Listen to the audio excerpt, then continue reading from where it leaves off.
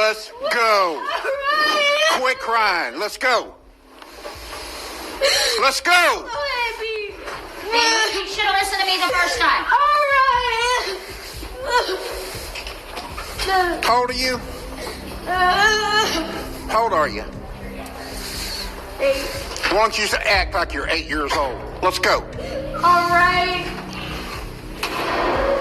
She said, to this day, when I move my hand fast by my son, I've hit him in the head so many times that he ducks still. Maybe you should try hitting Brady in the head.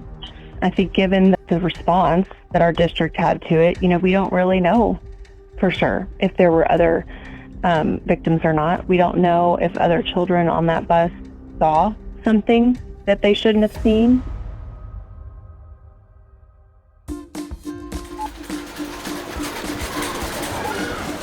Every year when August hits, parents and their children start the frantic, seemingly never-ending task of preparing for the next school year.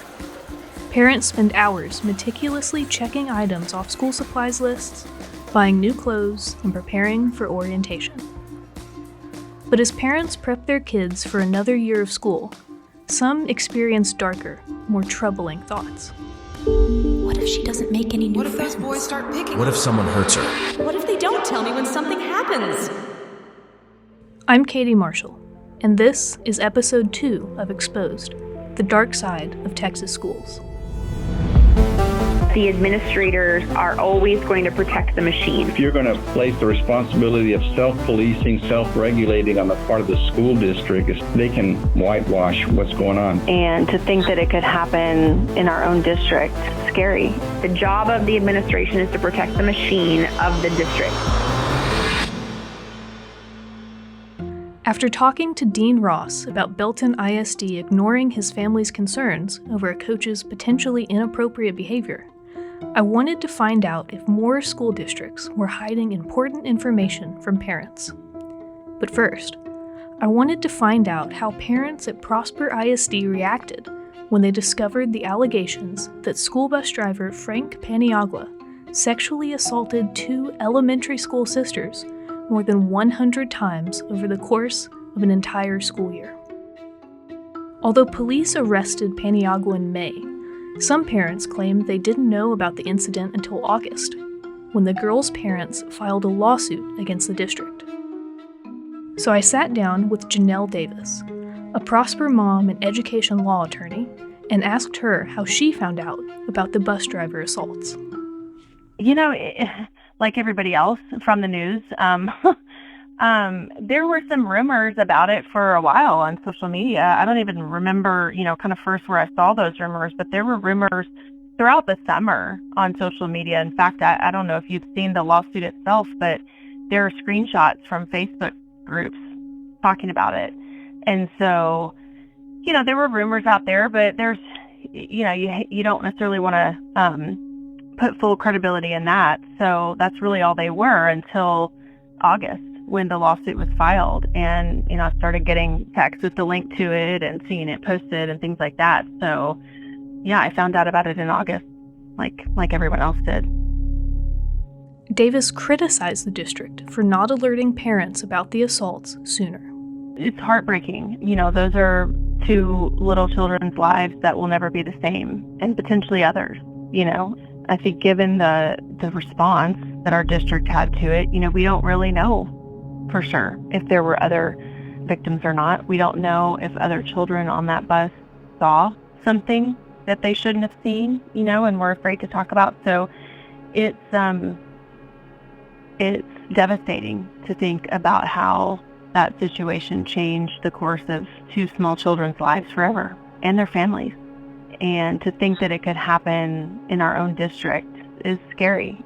It's not something that you want to ever think would happen that close to home. When news of the lawsuit broke, parents packed the August 29th, 2022 school board meeting to see how their district would respond. After spending an hour and a half in a closed session with attorneys, School Board President Drew Wilborn read a prepared statement. We understand and share the community's outrage over the allegations that a former Prosper ISD employee sexually abused students. It is our understanding that Prosper ISD administrators took swift action upon receiving a complaint about this former employee, and that these actions included communications with law enforcement officials, CPS, and parents in the district. Although we have confidence that Dr. Holly Ferguson and her team have handled this incident professionally and ethically, the board has retained an independent firm to investigate this matter. However, some parents disputed the board's claim that they, quote, took swift action to communicate with parents in the district. Lindsay Rios, whose son rode Paniagua's bus, said the district never informed her of the assaults. Good afternoon. My children attend the dual language program at Rucker, and my son rode the bus to and from school in Mr. Frank's route during the 2000 to 2021 year. Why was I never contacted that my child could have potentially come in contact with a child molester? Why was I never told any of these things? Don't you feel like you have a personal responsibility to us as parents to know that our children may have come in contact with someone who could potentially hurt them? Is your reputation more important than our children? You guys are elected officials, and you fell into the role because of our previous superintendent. Do you feel like you are doing your job? Do you feel like you did your personal responsibility to us as parents? I'd like to know. Another mom, Lisa Cox, whose daughter was a kindergartner at Prosper ISD, described the fear parents experience when faced with the thought that their child may become a victim of sexual assault. The night I was up reading this article, I just kept thinking, like, how do I prepare a 5-year-old for this conversation? So the next morning I sat her on the couch and I said, okay, Charlotte, we need to talk about something real important. I'm gonna pretend I'm putting you on a school bus, and if someone tries to buckle your seatbelt and they touch you inappropriately, what do you do? And she said, Mama, I say stop. I say, don't touch me like that. I said, that's right. I said, okay, Charlotte, what if they say, I'm gonna give you this piece of candy and it's okay? And she said, oh, okay. Do you know how terrifying that is to a mother? Several parents at the board meeting, including Cindy Jongling, even called for Superintendent Holly Ferguson to resign or be fired based on claims that she encouraged the family of the two girls to keep quiet. They also pointed out that Ferguson's new contract, which was finalized in July, right before the scandal broke, gave her a 19% salary increase, raising her pay to $310,000 per year, plus benefits. We all know that even with well-planned policies and protocols, mistakes happen, bad things happen. It's how we handle these situations that reveal our true character. Prosper ISD leadership chose to keep the assault of two innocent girls quiet after the perpetrator's arrest and failed to notify the parents of other children that rode with this perpetrator, all in the effort to keep Prosper ISD's image untarnished. You have shown us your character, and it is lacking. Prosper ISD leadership needs a full overhaul, top to bottom, starting with the superintendent and lead legal counsel. Everyone that worked to keep this quiet should be fired. Although the guarantee of an independent investigation sounded promising, some parents pointed out that the school board's version of events didn't add up. To find out what made parents doubt the district's statement, I sat down with senior journalist Erin Anderson, who covered the Prosper story from the beginning. By the time Prosper ISD school trustees started talking about an independent investigation, parents had already openly said at school board meetings that the district had broken their trust by hiding and covering up the bus driver sex abuse scandal in the first place. So when these same officials claimed that they were going to conduct a transparent investigation, parents were very skeptical about that. After talking to Erin, I wanted to find out what Texas law requires school districts to do when a student or their family makes a complaint. To start, I talked with Eileen Blachowski, who works with Texas Education 911, an organization calling for the Texas legislature to put families and children first when it comes to education. Eileen told me about the misconduct reporting portal on the Texas Education Agency website, and said that superintendents are required to report misconduct under the Texas Education Code. There is a requirement for superintendents to report any sexual violence, sexual crime, violence, sexual communication, or drug or alcohol violations of an adult employee of a school, whether they are a certified teacher or not, involving a student. So that's a requirement. And the law actually says that a failure to report under this statute is a state jail felony. And we are very clear that we are not seeing superintendents go to jail, even though we have clear evidence that there are districts that have not reported anything. So reports like, for example, Prosper ISD has never used the misconduct reporting portal. But we know that Frank Paniagua was arrested and went to jail for molesting 2 children on the bus. She said that Texas Ed 911 places some of the blame with the TEA. If the law is the law and it means anything, the TEA is not holding those superintendents accountable to the statute, to the letter of the law. Texas Ed 911 also runs an initiative called Champion a Child that calls on Texas legislators to step up and protect children in public schools. The organization tells the stories of 32 children who faced bullying, abuse, or neglect at a Texas public school and never got justice. Each story is addressed to a lawmaker, with Texas Ed 911 asking them, "Will you champion this child?"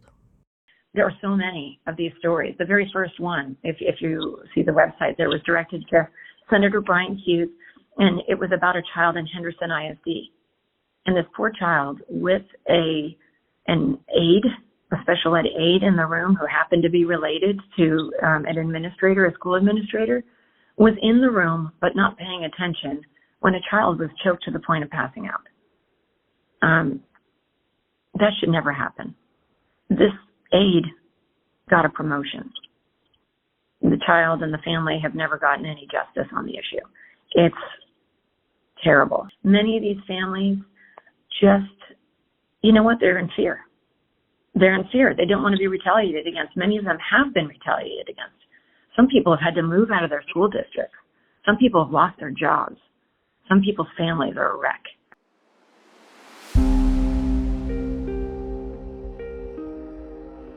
We don't believe all schools are bad. We don't believe all teachers are bad, but we do believe that there are issues like this that still need to be addressed. And we want legislators to pay attention to what parents really need and to really protect these kids.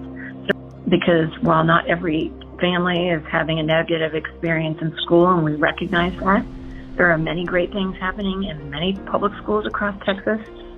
But our tax dollars are funding these schools, and we should be able to hold districts accountable when children are harmed within our schools. Reading through Texas Ed 911's 32 stories from families the public school system failed made it clear to me that even if a family reports misconduct, there's no guarantee the district will follow through or take their concerns seriously. In the midst of my investigation, I was introduced to Marina Salcedo. Marina told me about an experience her son had at Joshua ISD, just south of Fort Worth. My son has autism. He's on the spectrum. He was 8 back then. The teacher called and she said that he was upset that the lights were turned on. He wanted what the majority did not want. I think it was the lights off for a movie or something that everyone wanted him off, and he wanted it on. So he just didn't want to stay in his seat, I guess. I think he went under the desk. 20 minutes later, the teacher messaged Marina and said that the school's resource officer took her son from his classroom and put him in Success, a room where students are sent to regulate their emotions. Which I think that was already very wrong, because what I see on the news is, policemen being rough with kids with autism and stuff. So of course, my head went. I was worried, so I drove straight over there. At the school, Marina attended a meeting with her son's principal, vice principal, the resource officer, his main teacher, and the teacher who requested the resource officer. who normally works at the district's high school.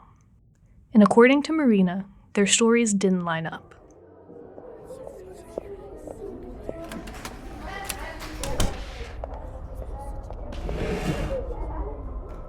So what they said that day was that he had a meltdown. He didn't want to come up from under his desk.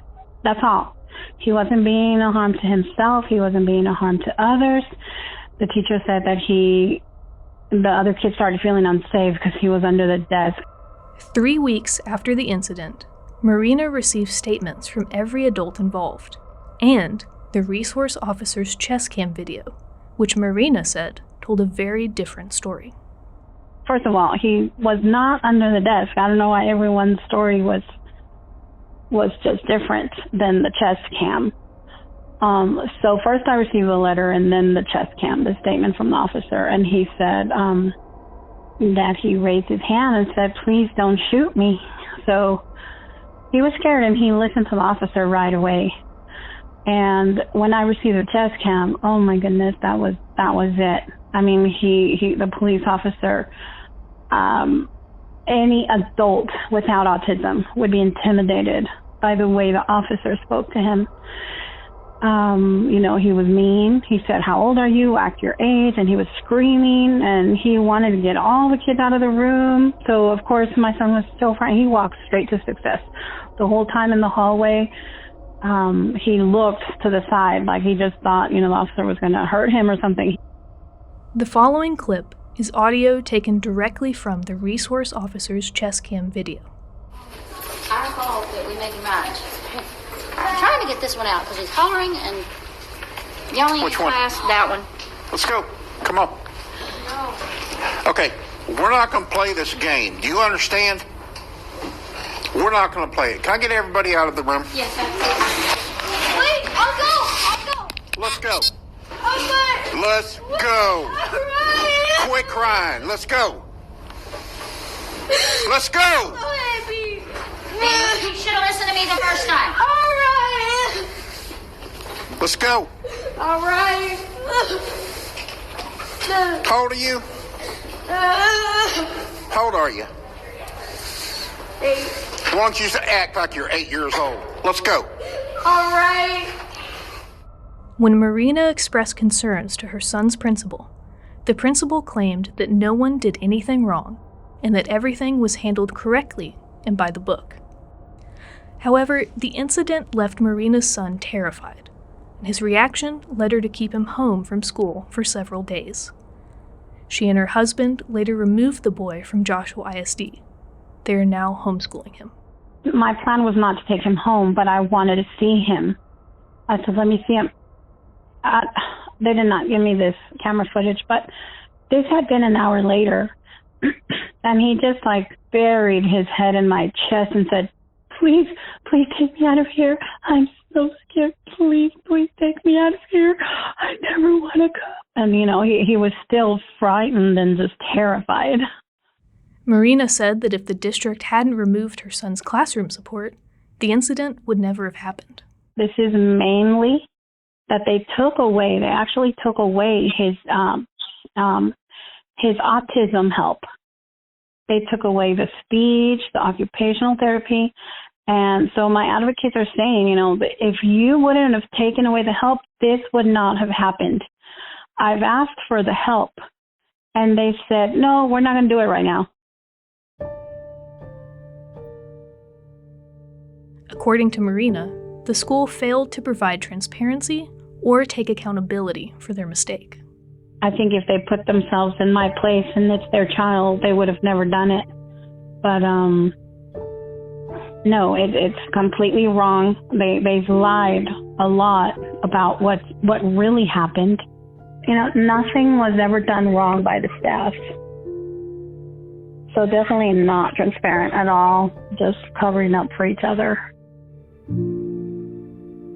Not all leadership at Prosper ISD went along with the school's alleged cover-up tactics. The following statements are from a Prosper ISD trustee and members of the Prosper ISD community, made online to share their concern and outrage about how the investigation was being handled, and who was handling it.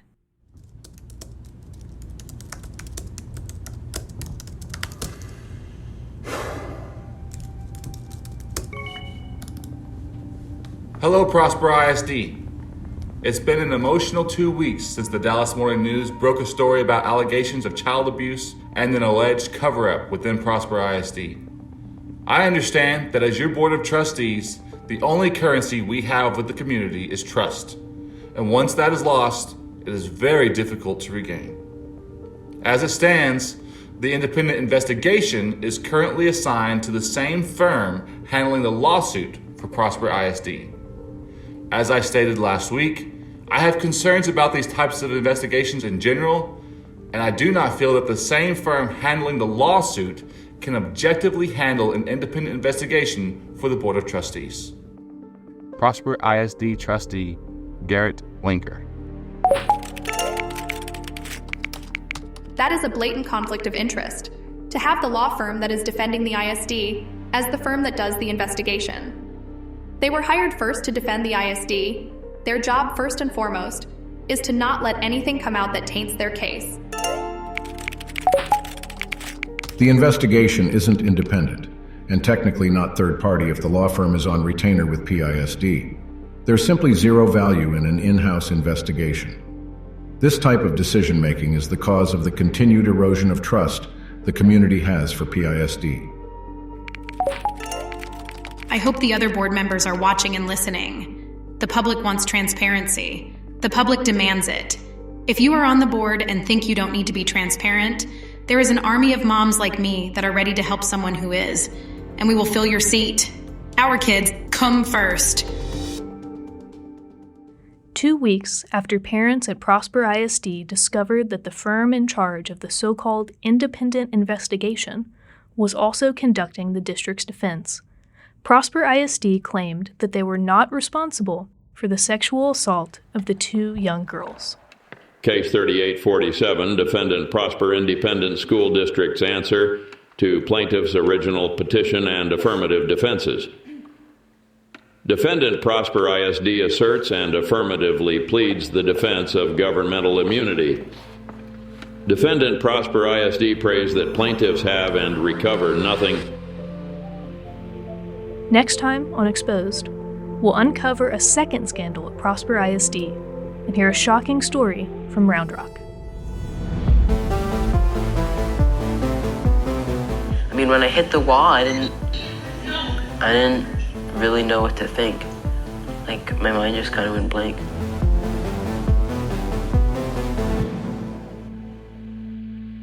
The Exposed podcast is a production of Texas Scorecard. Texas Scorecard is the leading news source for government and culture. Go to texasscorecard.com today.